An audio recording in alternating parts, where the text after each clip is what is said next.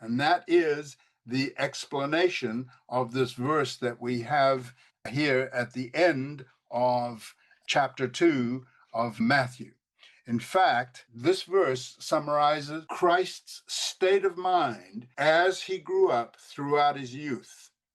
That is those 3 or 4 words: obedience, keeping God's law, a servant, subtle, wisdom, as we saw here in Luke.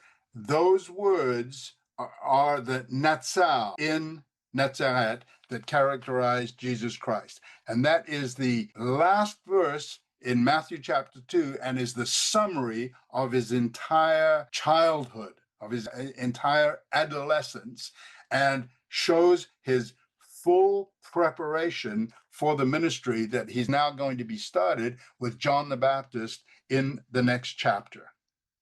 But one thing that I think is important to point out is we talk about Jesus being the way, but we clearly see a good example in how God works with creation. God is not an instantaneous God. He could be because he is God, but he's one that likes to work and develop us. And we can clearly see that he even did this with his own son.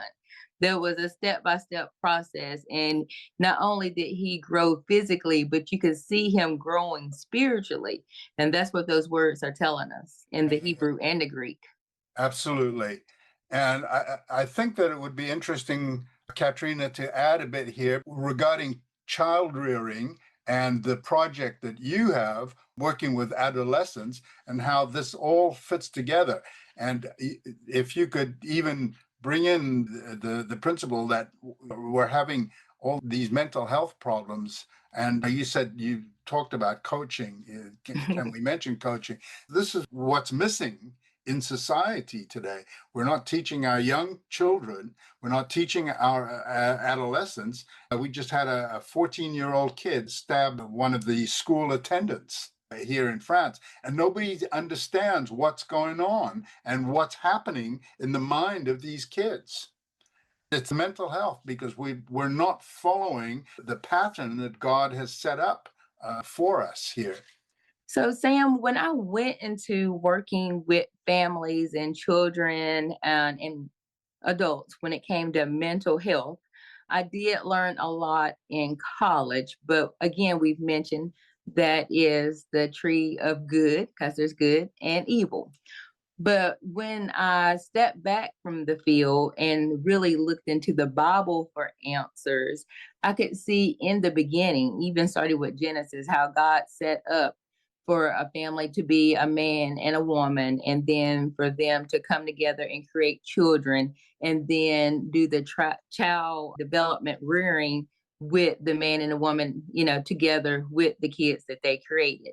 That was in the beginning. And then now here in Matthew, he's showing us the same thing. He showed Mary as the mother, and Joseph.